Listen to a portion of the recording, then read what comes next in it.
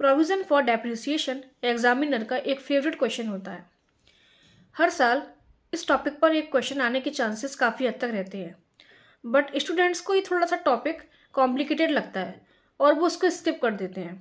तो आज इस वीडियो के द्वारा मैं कोशिश करूँगी कि आपको एक सिंपल से वे के अंदर ये टॉपिक समझा पाऊँ। तो आइए देखते हैं प्रोविज़न फॉर डेप्रिसिएशन अकाउंट। सबसे पहले समझते हैं कि क्या होता है प्रोविज़न फॉर डेप्रिसिएशन अकाउंट। तो हम लोग पहले एसेट्स में क्रेडिट साइड पर डेप्रिसिएशन दिखाते थे। प्रोविज़न फॉर डेप्रिसिएशन अकाउंट बनाने के बाद हम लोग एसेट्स को ओरिजिनल कॉस्ट पर ही रखते हैं एसेट्स अकाउंट में, और डेप्रिसिएशन को एक अलग अकाउंट में शो करते हैं क्रेडिट साइड, जिसको हम लोग बोलते हैं प्रोविज़न फॉर डेप्रिसिएशन अकाउंट। देखते हैं इस पर एक न्यूमेरिकल। तो एक्स लिमिटेड ने 1 अप्रैल 2022 को एक मशीनरी परचेज की 10,000 रुपीज़ की, जिस पर इंस्टॉलेशन एक्सपेंसेस 2,000 रुपीज़ आए। उस मशीनरी के बेकार होने के कारण 1 अक्टूबर 2023 में उसको बेच दिया गया 8,000 रुपीज़ में। डेप्रिसिएशन का रेट दे रखा है 10% और मेथड दे रखा है ओरिजिनल कॉस्ट मेथड। 31 मार्च को अकाउंट्स क्लोज हो रहे हैं और हम लोग को प्रोविज़न फॉर डेप्रिसिएशन अकाउंट के थ्रू एसेट्स अकाउंट बनाना है। तो देखते हैं हम लोग उसको कैसे स्टार्ट करेंगे। जैसा कि मैंने आपको प्रीवियस वीडियो के अंदर बताया था कि डेप्रिसिएशन का क्वेश्चन स्टार्ट करने से पहले 4 पॉइंट्स को नोट डाउन कर लें। तो पहला पॉइंट फाइनेंशियल ईयर है या फिर कैलेंडर ईयर। सेकेंड, उस ईयर की पूरी कौन कौन से ईयर्स का है। Third, rate of depreciation plus method. और फोर्थ, कब मशीनरी को सेल या परचेज किया गया। तो हमारे क्वेश्चन के अंदर ये फाइनेंशियल ईयर है। सेकंड, इसका ईयर है 2022 से 2023 एंड 2023 से 2024। थर्ड, रेट ऑफ डेप्रिसिएशन 10% है and method original cost method. और फोर्थ, मशीनरी सेल की गई है 1 अक्टूबर 2023 को। तो इस नोट डाउन करने के बाद ही हम इस क्वेश्चन को हमेशा स्टार्ट करेंगे। अब हम देखते हैं कि इस क्वेश्चन को हमें कैसे स्टार्ट करना है। तो प्रोविज़न फॉर डेप्रिसिएशन के क्वेश्चन में हम मशीनरी अकाउंट और प्रोविज़न फॉर डेप्रिसिएशन का अकाउंट साथ में बनाते हुए चलेंगे। आपको कुछ नहीं करना है, जैसे आप लोग करते थे आपको सिंपल वही करना है, बस थोड़े से चेंजेस करने हैं, क्योंकि अब की बार हम लोग 2 अकाउंट्स को साथ में लेकर चल रहे हैं। तो हम लोग दोनों को टी शेप अकाउंट बनाएंगे। यहाँ पे आप देख सकते हैं कि एक मशीनरी अकाउंट बना हुआ है, एक प्रोविज़न फॉर डेप्रिसिएशन अकाउंट बना हुआ है, सिंपल एक टी शेप का अकाउंट।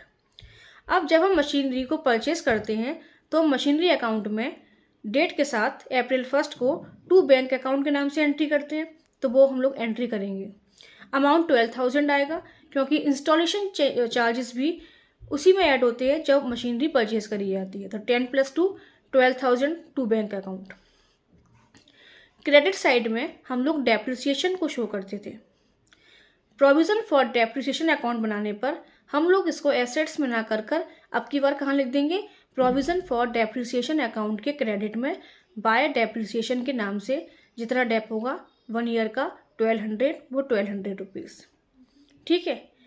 अब आपको, जैसे आप लोग अकाउंट को क्लोज करते थे, अब आपको क्लोज करना है। 31 मार्च की डेट होती थी, दोनों ही अकाउंट्स को सिंपली अब हम लोग क्लोज कर देंगे। एसेट्स अकाउंट को बाय बैलेंस CD 12,000 क्लोज, और प्रोविज़न फॉर डेप्रिसिएशन अकाउंट को टू बैलेंस CD 1200 क्लोज। अब नेक्स्ट ईयर के अंदर हमारी डेट 2023 आ चुकी है और अप्रैल के अंदर हम लोग इन दोनों ही अकाउंट की ओपनिंग करेंगे। तो मशीनरी अकाउंट के लिए टू बैलेंस BD 12,000 रुपीज़, और प्रोविज़न फॉर डेप्रिसिएशन अकाउंट के लिए बाय बैलेंस BD 1200। अब हम लोग नॉर्मली डेप्रिसिएशन फिर से लगाते, बट इसी ईयर में मशीनरी सेल कर दी गई है। मशीन को सेल करते में हमको 3 एंट्रीज हमेशा याद रखनी है। सेल करने की बैंक अकाउंट, उस पर डेप्रिसिएशन मशीनरी पर, और लॉस या प्रॉफिट की प्रॉफिट एंड लॉस के नाम से एंट्री। तो यही 3 एंट्री हम लोग देखेंगे मशीनरी अकाउंट में कैसे करनी है और क्या। तो अक्टूबर 1 हम लोग डेट मेंशन करेंगे क्रेडिट साइड, हमेशा यही करते हैं नॉर्मल अकाउंट्स में भी, तो इसमें भी कुछ नया नहीं है, वही करना है। बाय बैंक अकाउंट के नाम से 8,000 की मशीनरी सेल की गई है, तो हम अमाउंट डाल देंगे। ठीक है, यहाँ तक आई थिंक क्लियर होगा। सेम है जैसे हम लोगों ने पहले किया था। फिर हम सेकंड एंट्री करते थे डेप्रिसिएशन की। तो क्योंकि इसमें हमने एक नया अकाउंट खोला हुआ है तो हम उसका नाम डालेंगे। तो बस डालना डेप्रिसिएशन ही है, सेम डेट को बस हम लिखेंगे अब की बार by provision for depreciation account. इसका अमाउंट अभी रुक जाएं। और थर्ड एंट्री करेंगे by statement of P&L account. तो यहाँ पर हम लोग अपना प्रॉफिट या लॉस लिखेंगे। प्रॉफिट अगर होगा तो वो डेबिट साइड में आएगा। अब हम चलते हैं प्रोविज़न फॉर डेप्रिसिएशन अकाउंट में। तो जैसे हम नॉर्मली भी जब हम लोग मशीन सेल करते थे तब तक की डेप चार्ज करते थे, तो यहाँ भी हम लोग जब हम मशीन सेल कर रहे हैं 1 अक्टूबर को तब तक की हम लोग डेप को कैलकुलेट करेंगे। तो 6 मंथ हुए, स्ट्रेट लाइन मेथड है, तो डेप्रिसिएशन होगी 600। तो हम लोग प्रोविज़न फॉर डेप्रिसिएशन के अकाउंट में अक्टूबर 1 बाय डेप्रिसिएशन 600 मेंशन कर देंगे। हमारे पास पहले से ही कुछ ओपनिंग बैलेंस है, इस अकाउंट को हम लोग क्लोज कर देंगे कुछ और, क्योंकि इसमें है नहीं।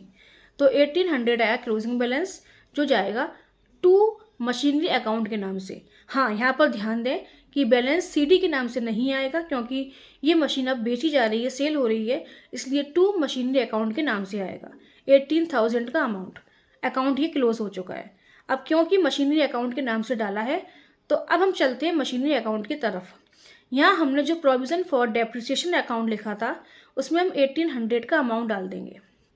और बस जैसे हम लोग लॉस या प्रॉफिट निकालते थे पहले वाले क्वेश्चनों में, इसके अंदर भी हमको सेम ही निकालना है। हमारे पास दे रखा है बैलेंस BD, उसमें से हम लोग माइनस करेंगे सेल को और डेप्रिसिएशन को, और हमारा लॉस निकल के आ जाएगा। यहाँ पर हम लोग लॉस निकालने के बाद अकाउंट्स को क्लोज कर देंगे और हमारा अकाउंट बन चुका है। तो आई थिंक ये आपको मेथड समझ में आया होगा। मैंने एक सिंपल क्वेश्चन लिया था जिससे कि आपका कंसेप्ट क्लियर कर पाऊँ। अगर आपको इसके रिगार्डिंग और क्वेश्चन चाहिए और प्रैक्टिस करना चाहते हैं तो प्लीज़ नीचे कमेंट जरूर करें। Thank you.